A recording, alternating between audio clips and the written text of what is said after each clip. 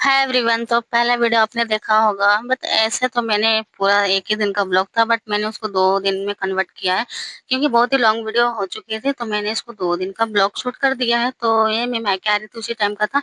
तो जब आपने पहले वीडियो में देखा होगा कि मैंने मतलब घर से बस पकड़ी थी, वहां तक के देखा था, बस मैंने दूसरी बस चेंज की, वो आपने नहीं देखा।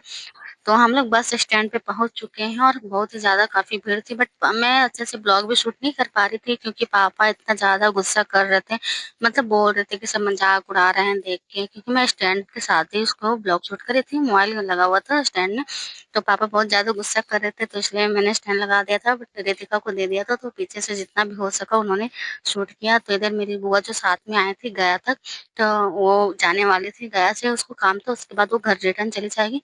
तो हम लोग गया से डायरेक्टली जैसे हम लोग उतरे थे वैसे हम लोग को बस लगा हुआ मिल चुका था। तो हम लोग बस में जाके सीट, मतलब पूरा बस खाली था क्योंकि अभी भी बस वहां पे आके लगी थी, तो पूरे जितने भी पैसेंजर थे सब पूरा बस खाली कर चुके थे। तो बस धुल रहा था, धुलने के बाद हम लोग बैठ चुके थे बस में। तो इधर बहुत तेज भूख लगी थी क्योंकि 12 बज चुके थे।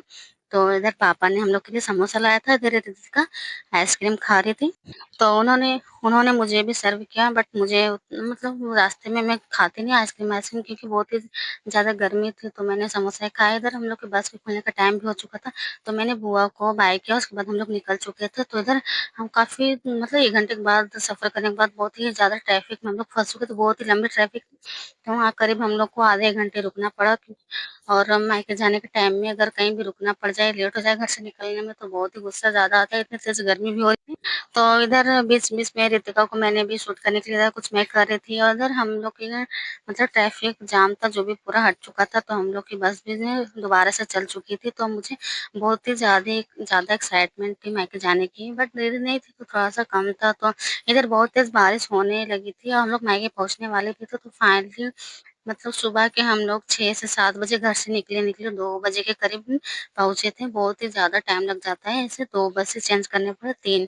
यहाँ से फिर अमावा देख सकते हैं, बोर्ड लगा हुआ है हम लोग के गाँव का। तो यहाँ से जैसे हम लोग उतरे थे, हम लोग को मतलब लगातार जैसे ही बस से उतर रहे थे तो हम लोग को जस्ट दूसरी गाड़ी मिल जा रही थी। मतलब प्रॉब्लम नहीं हुई ज़्यादा कि मतलब वेट करना पड़ा कि हाँ गाड़ी नहीं आई, ऐसा-वैसा कुछ भी प्रॉब्लम नहीं हुई हम लोग को आने में। तो मैं ऑटो में बैठ चुकी थी। इधर हम लोग के गाँव का नाम जो नवरात्रि चालू था, तो आप लोग देख सकते हैं पंडाल-वंडाल माता रानी का जो बन रहा था। फाइनली इतने टाइम के बाद मैं मायके आ चुकी थी, करीब शायद 2 साल भी मुझे हो चुके थे मायके आए हुए। तो बहुत ही ज़्यादा खुशी होती है। तो इधर मेरे भैया आए हुए थे जो सूरत से आए थे, सूरत में ही रहते। तो उन्होंने बैग ले लिया। इधर मेरी चाची हैं, बाबू को लेके चली गई थी, और इधर मैं भी घर में एंट्री कर चुकी थी। सबसे पहले तो कहीं भी बाहर से आओ तो आप पैर हाथ ज़रूर धो, क्योंकि साथ में बहुत ही नकारात्मक चीज़ें साथ में आ जाती हैं इधर-उधर से। तो सबसे पहले पैर हाथ धोना ज़रूरी होता है।